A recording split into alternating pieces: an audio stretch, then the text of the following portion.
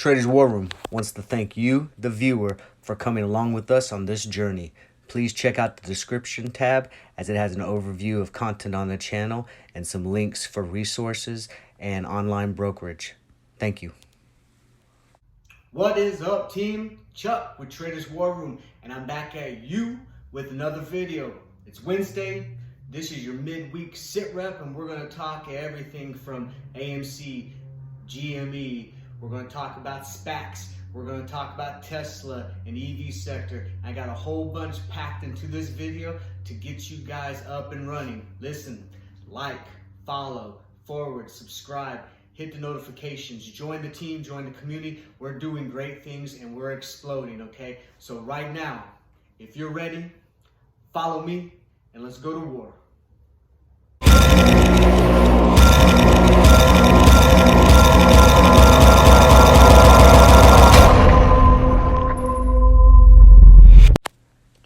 Traders War Room wants to remind everyone that all content on this channel is for entertainment and education purposes only. We are not financial advisors or consultants, and everyone is responsible for their own decisions and their own actions with the stock market. Welcome back, team. Hey, listen, first and foremost, if you're new to the channel, new to the team, I want to thank you for joining us on this journey, okay? It really means a lot, and I think you guys are going to be impressed and you guys are going to get something out of this. But I need you to contribute, okay? I need you to put comments. I need you to put thought-provoking content out there. We do this as a team. We do this as a unit. We grow together, hopefully, our knowledge and our portfolio so that we're all better today than we were yesterday, okay? So I need you to do that first.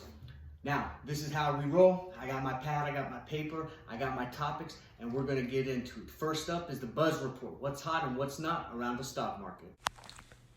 The buzz report will cover GME and AMC action today in the market, SPACs and their irrational and volatile nature, and Tesla and their competitors.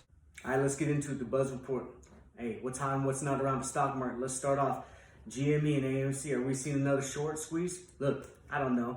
I've heard reports the short squeeze report and the short interest report is supposed to come out tomorrow, but who knows, right? All I know is that the stock is shooting up, it's shooting down, shooting up, shooting down, and you know what?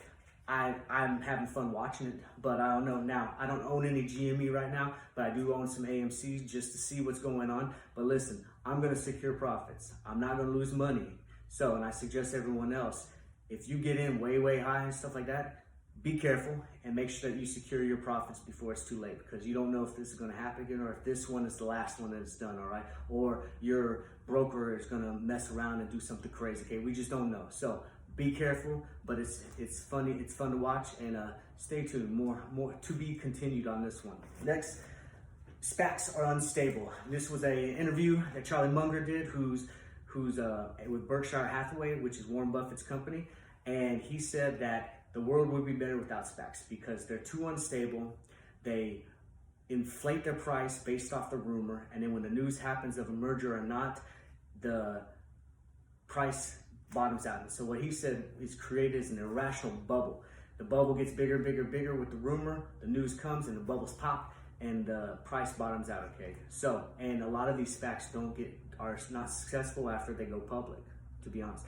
Now, why I like SPACs is a lot of these SPACs are looking for companies, blank check holding companies that are looking to merge with these other smaller companies to create something. And some of them stories that I enjoy, you know, I'm a story guy, right? I want to hear the story, see if I can see it in the future. Some of these are great, okay? Virgin Galactic. I love the space type of story, you know, the futuristic space thing. Love it, okay? Lucid Motors. I love the idea of having another Tesla rival here in the United States.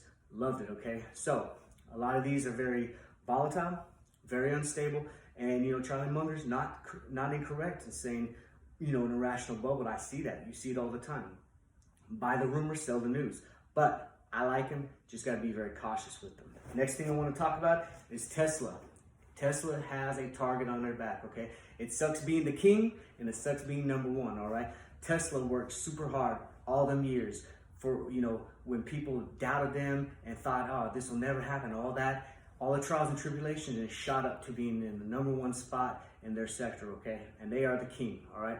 Now, with that said though, now you have a roadmap of successes and failures that others can come in with money and technology and the means and can piggyback off of your success story and come in there and possibly already give you competition without having gone the whole trail with you, all right?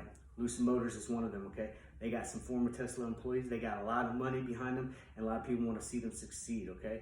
China wants to come in with NIO, okay? Same story. They want to be first in that sector, and NIO is really being pushed by them, okay? And the government's saying EV got to be mandatory, certain percentage and stuff like this. So heavy pressure, okay? We got other ones. Another juggernaut in the e-commerce space, Amazon, is backing a Riven, which is planning to go IPO, okay, in the EV sector, all right? Now, Amazon's a juggernaut just like Tesla. They're king in the e-commerce sector. And then we got Apple that's quietly talking about making a car. And actually, I think it's not quiet anymore. They're going to make a car. We just don't know who they're going to make it with, right?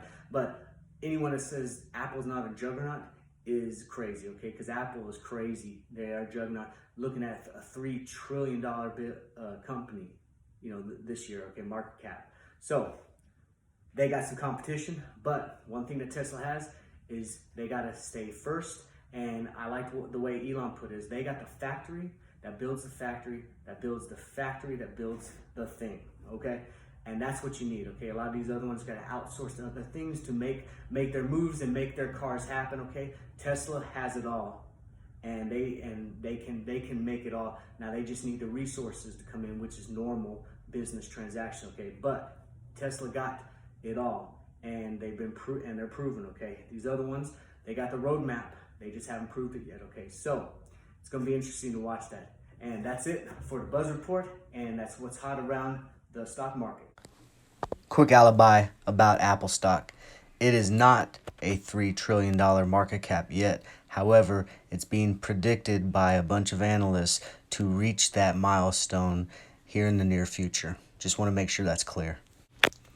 Today's Foxhole discussion is going to cover the TWR principle, managing your portfolio, specifically when you're talking about inventorying your stocks and reevaluating your current positions.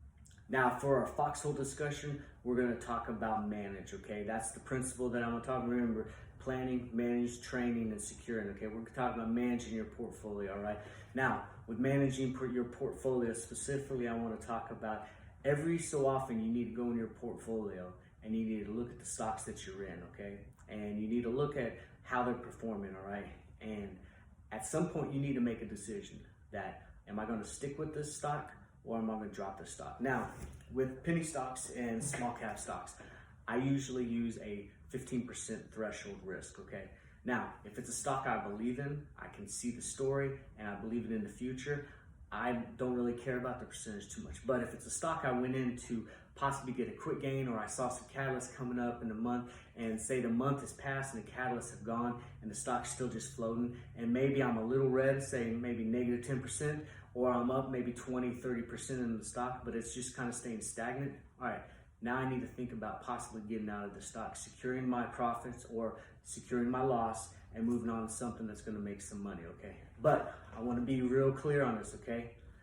If you believe in the stock and you see the future of the stock and you've done your due diligence, then it's okay to let the stock ride, all right?